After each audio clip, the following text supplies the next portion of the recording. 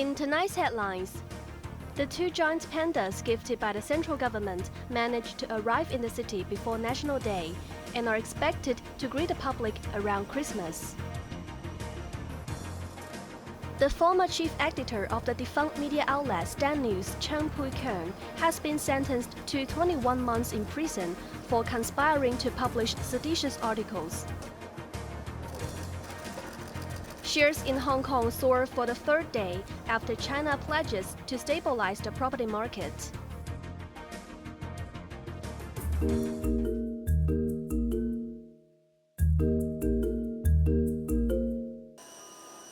The pair of giant pandas gifted by the central government, An and Ke, have officially moved to their new home at Ocean Park after arriving in the SAR from Sichuan province. The pair received a warm welcome from the city's officials and the public and is expected to be introduced to residents after their quarantine and adaptive period. An and Ke will be housed at the Jockey Club Sichuan Treasures alongside Ying and Le, who recently gave birth to a set of twins. With the new additions, Ocean Park has now become the home of 6 giant pandas. Chairman Paulo Pong emphasized that there is sufficient staff to care for them. We believe we are the only place outside of mainland to have 6 giant pandas in a single city. So we're very happy and fortunate to be in this position, and we have a team of experts and veterinary team who are looking after them day and night and doing their job very well. As the pandas need to adjust to their new environment, the exhibit will be temporarily closed until December or early next year, when the pandas are expected to be ready to meet the public. However, Pong noted that there will be other events planned for the Golden Week holiday, and the team is exploring different ways to improve future experiences, attract tourists, and boost revenue. Of course, with the new exhibits, with new experiences, whether they're digital or immersive, we believe this will come. Additionally, the chairman said there is a chance that the pandas could mate next year. Earlier at noon, the pandas arrived at the Hong Kong International Airport after a 2-hour flight and were welcomed by Chief Secretary Eric Chan, Secretary for Culture, Sports and Tourism Kevin Yeung, and representatives from Ocean Park and the Jockey Club. Chan expressed heartfelt thanks to the central government for gifting the pandas, highlighting the significance of their arrival just before National Day. I wish for this pair of pandas to thrive in the city alongside their companions Ying and Le, bringing even more joy and warmth to citizens, he noted. Jeremy Zhu, Cable News.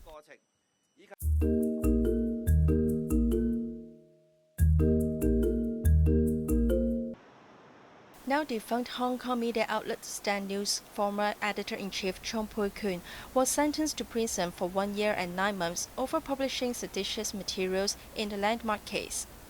As for the other defendant, former acting editor-in-chief Patrick Lam, District Court Judge Kwok Wai-kin set 14 months as a starting point for his sentence and took 3 months off given he was only the acting chief editor for 2 months.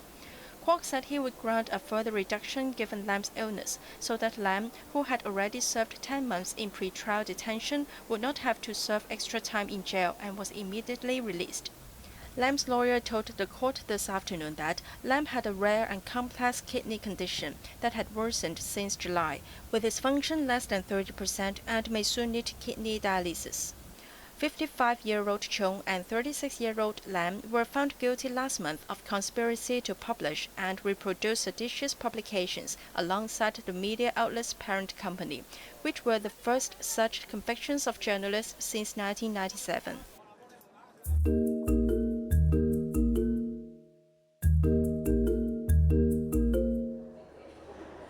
Leading molecular biologist Dennis Low, the sole candidate for the next Vice-Chancellor of the Chinese University of Hong Kong, attended 3 meetings on Thursday to engage with students, staff, and alumni.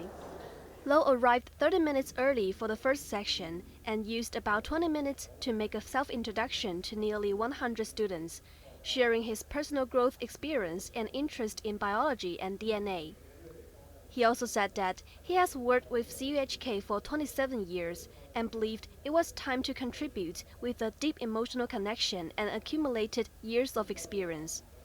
When asked about his commitment to safeguarding academic autonomy, Lo said he would do so in compliance with the law. But some students had reservations about Lo's response. 兜圈咯，就係識兜圈咯，成個人都。學生會重做啦，或者我係學生。 This student said Lo just went round in circles and did not clearly state his commitment to safeguarding the freedom of speech of students. And this student said Lo gave vague answers when asked about some teaching staff in journalism school not being able to continue teaching due to political reasons. I couldn't really understand what his opinion was towards the issue, but I hope he can provide more detailed response in the future, because as a journalism student, I also cared about the political situation, our teaching staff, our students' interests in the future. Each meet and greet session lasts about 90 minutes.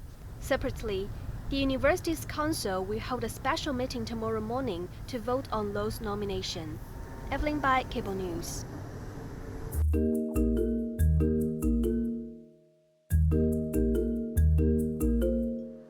Shares in the city surged for a third day, with turnover for the day hitting a 2.5-year high after top leaders in the mainland propounded to snap the declining streak of the real estate market for stability by cutting rates further.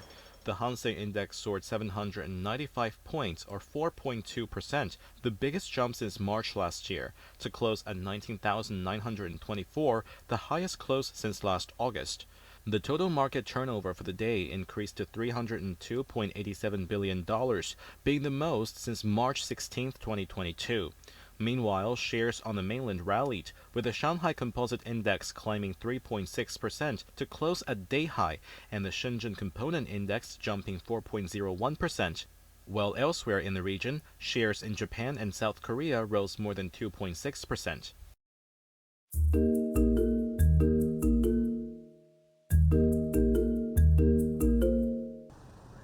The Political Bureau of the Communist Party of China Central Committee held a meeting on Thursday to analyze and study the current economic situation and make further arrangements for economic work in the mainland. With President Xi Jinping presided over the meeting. It was agreed at the meeting that the economy was posted generally stable performance this year, making progress while ensuring stability. New quality productive forces have reported steady development and solid efforts have been made to guarantee people's livelihood. Positive progress has also been achieved in preventing and diffusing risks in major areas. It was noted at the meeting that the fundamentals of the Chinese economy and favorable conditions such as a vast market, strong economic resilience, and great potential remain unchanged. It is necessary to take a comprehensive, objective, and calm view of the current economic situation, face the difficulties squarely, and remain confident, said the meeting. In addition, the country should effectively implement existing policies, step up efforts to roll out incremental policies, further make policy measures more targeted and effective, and strive to accomplish the targets and tasks for this year's economic and social development, according to the meeting.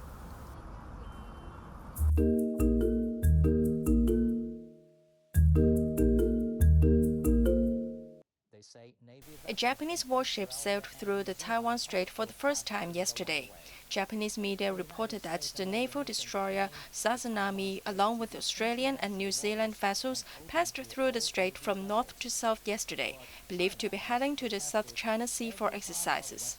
Chinese state media said the Chinese military conducted tracking and monitoring throughout the entire course and had the situation under control. Meanwhile, Beijing has lodged solemn representations with the Japanese side, urging Japan to refrain from disrupting cross-strait stability.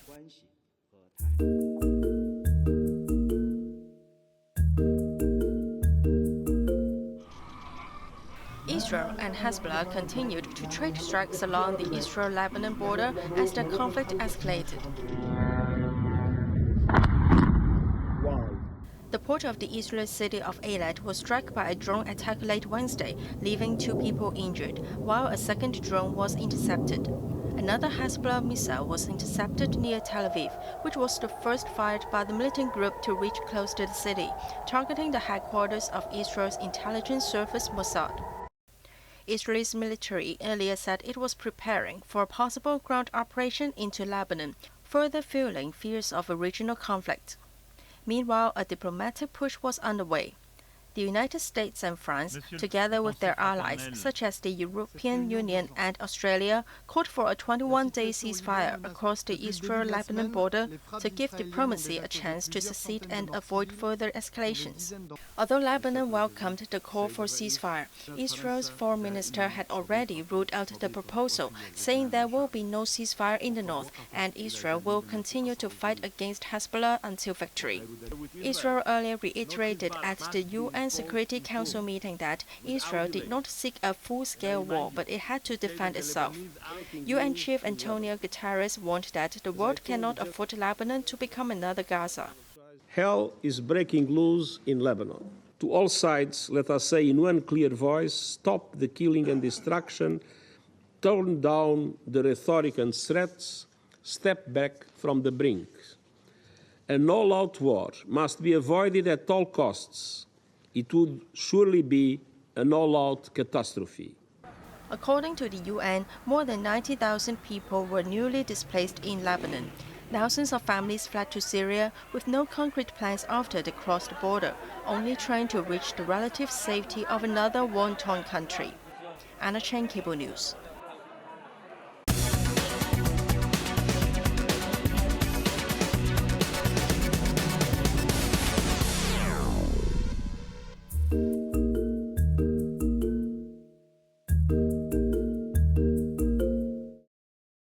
Property prices in the city dropped further for the fourth straight month and once again saw the lowest level in 8 years amid the abundant market supply. The private residential property price index fell to 292.1 in July, the lowest since August 2016, down 1.7% from the previous month, the Rating and Valuation Department said. It marks the index's fourth monthly drop. Year to date, the index had retreated by 6.1%. The price of all classes fell over 1%, while smaller-sized flats continue to underperform. Units of floor area less than 430 square feet were down 1.8% compared to the previous month, while those of floor area between 430 to 1,075 square feet were down around 1.7%. On the other hand, after seeing some resilience in August, the price of both classes of larger-sized flats slid more than 1%. Meanwhile, the rental price in the city continued to be supported by the slump in property prices. The rental index rose to 197.5 in September, up 1.1% from the previous month, marking the gauge's sixth monthly rise and once again saw its highest level in almost 5 years since September 2019.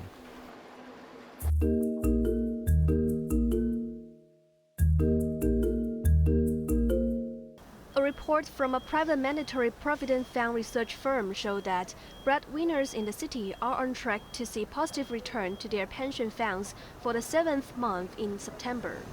As of September 23rd, the MPF Ratings Oil Fund Performance Index recorded an estimated 0.5% month-to-date return, translating to an investment gain of $4,200 per MPF member.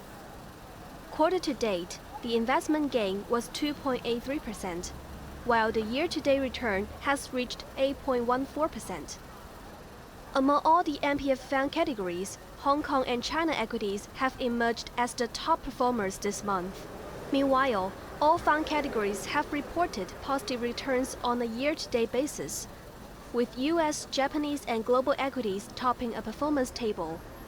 Towards the end of September, total MPF assets, including contributions, are expected to rise to $1.286 trillion, equivalent to members' average MPF account balances exceeding a record high of $270,000.